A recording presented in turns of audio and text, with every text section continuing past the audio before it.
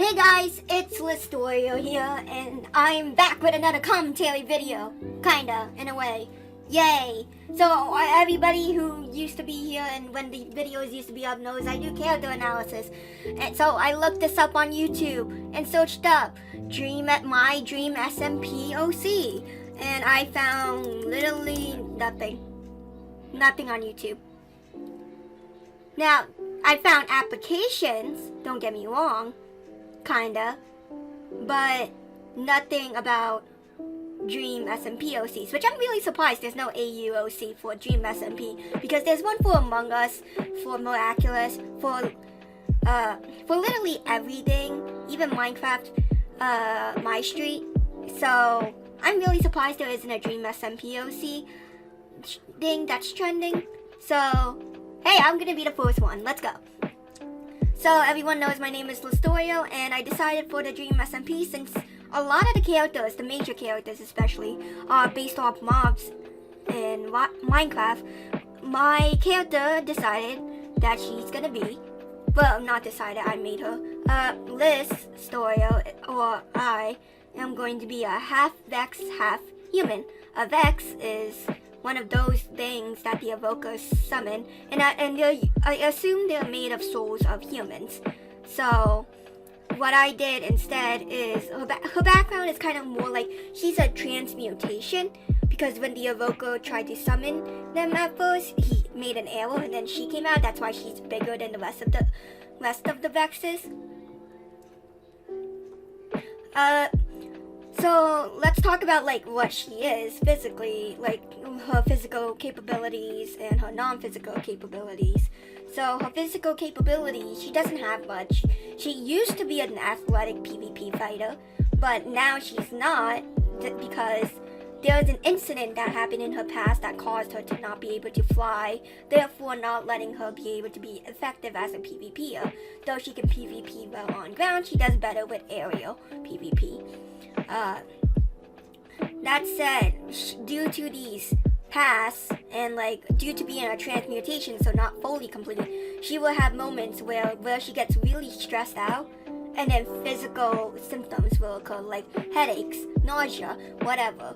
And she obviously had mental illness related to my actual illnesses, depression, anxiety, PTSD, and ADHD, lovely.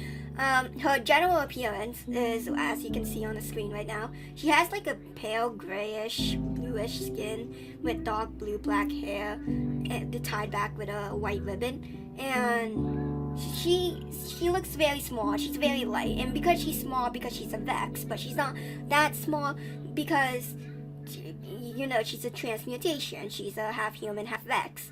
In a sense, she's technically a half spirit, and this will be added on to more later, because this will provide her with an ability that could make her a very key character in the plot. And this is all just makeup. I don't expect anything to come out of this. I just decided to do this because, hey, why not make an AUOC, because that sounds fun. So yeah. So in the Dream SMP, most characters have a D&D alignment chart, and hers is neutral, because while she used to be chaotic, she's neutral now due to the incident. So her personality, when she comes into the story, she's very quiet with a solemn attitude, and she does come off as shy. Well, I do at least. As you can tell, her voice tone is usually my tone. When I'm explaining, it goes higher, but in my normal tone, when I'm just talking, I talk in a low tone. And she is usually very calm and rational-minded, so she's not very easily angered. And the only time she will go berserk, basically, like emotionally unstable, is if you trigger something in her emotional memories and cause her to deteriorate, and she will take betrayal non-likely, let's say the least. When she gets betrayed, she will do tenfold of what they did to her, basically. Because she didn't do it to her past people who betrayed her, but she will do it now currently, because she is full of anger from the previous betrayal she experienced. Again, I'm gonna not tell her past unless anything, because anything could happen, and I don't know what's gonna happen. I will reveal her past as the Dream SMP goes on, because I will adjust it to what the Dream SMP is. So yeah. Otherwise, beyond the Vex side, she's bloodlusted sometimes. Sometimes she'll just kill things simply because it amuses her. But you know what? Fair enough. Killing things is great. And often she will use sarcastic and sardonic humor or dark humor to lighten her mood, because she often sees everything in a monochrome, boring type of way. But her human side, she's a very generous and loyal person. She will get really excited over cute things for some reason. Cute things will make her really excited and make her voice go higher. So, yeah, there's that too.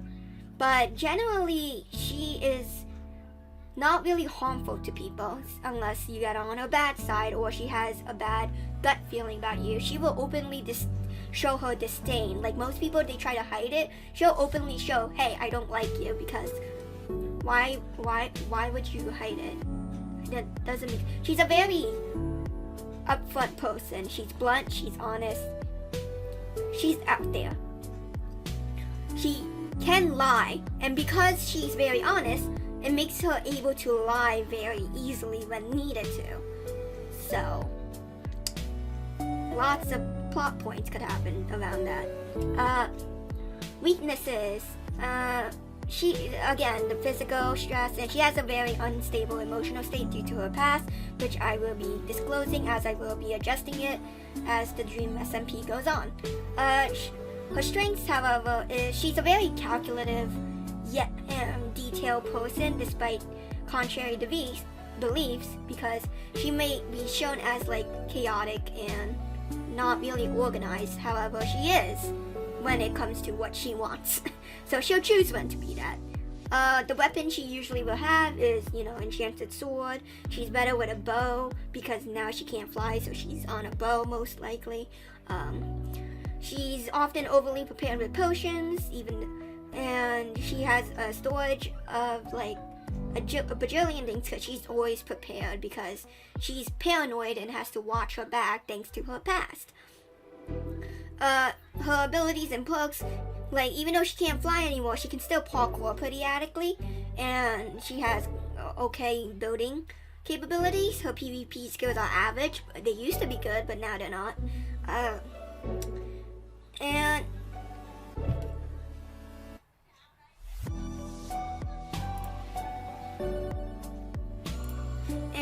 sorry for the pause.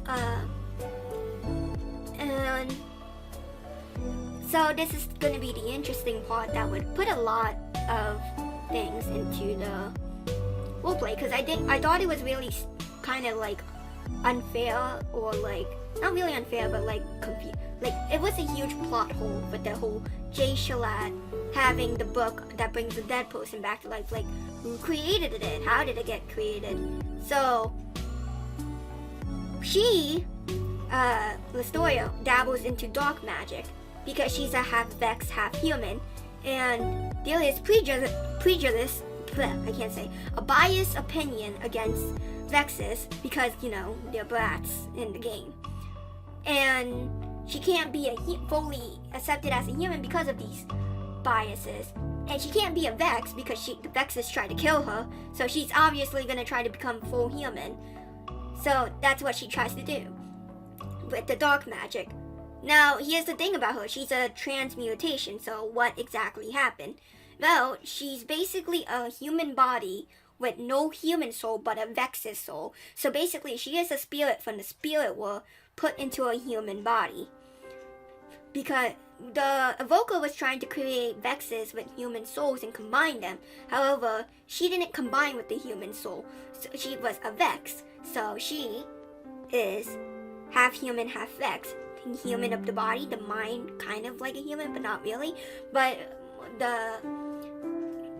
the spirit of the Vex, because she has her moments where she's enraged, chaotic, and so on. And now that I'm thinking about it, I probably should have made her neutral chaotic, but whatever.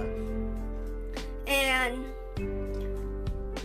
so her knowing dark magic and knowing how to make a human out of a spirit, that's going to be a key plot, especially when it comes to bringing Wilbur back to life. And I was thinking, hey, maybe she could have studied this with her old evoker, wrote a book on it, and then lost it when she was running away from her past, because that would make logical sense in the story. That's what I think in my own canon universe. Whether you guys think it's cool or not, I don't care.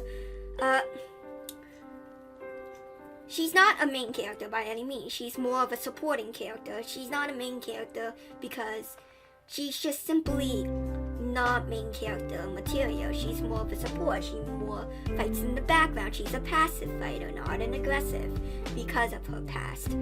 But she is a deep character because of her past. That's unknown currently. She used to be able to fly, but due to an incident, she lost them. So, yeah.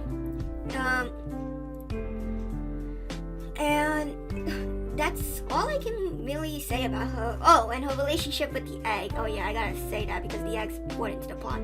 Listorio can talk to an egg due to it being a half spirit, because Listorio as a half spirit can talk to an egg, which is kind of supernatural if you think about it. However, the egg cannot control her because she does not have a complete human soul, but a Vex's soul, meaning she is very hollow as a human, and she doesn't have the human conscience to be taken over. However, what the egg can do is cause her to hallucinate and hear things and flash back to her relapse in her memories, which damages her mental state. And if the egg succeeds in making her emotionally broken to nothing, she is basically a numb robot that acts on command and doesn't kill out of bloodlust, but just kills out of the egg's command.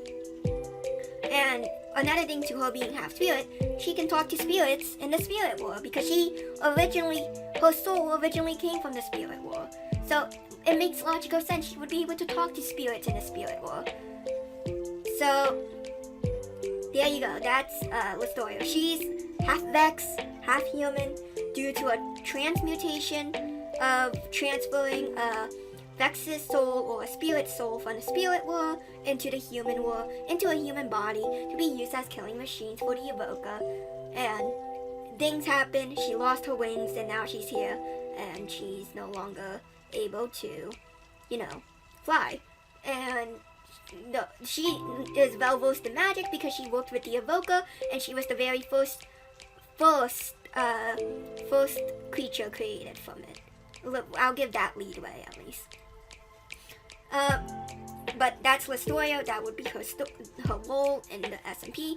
I have a feeling she would relate a lot to Ranbu and Wilbur because of but especially Ranbu because of the feeling of going mentally insane by the voice and by her past or unknowing who she is.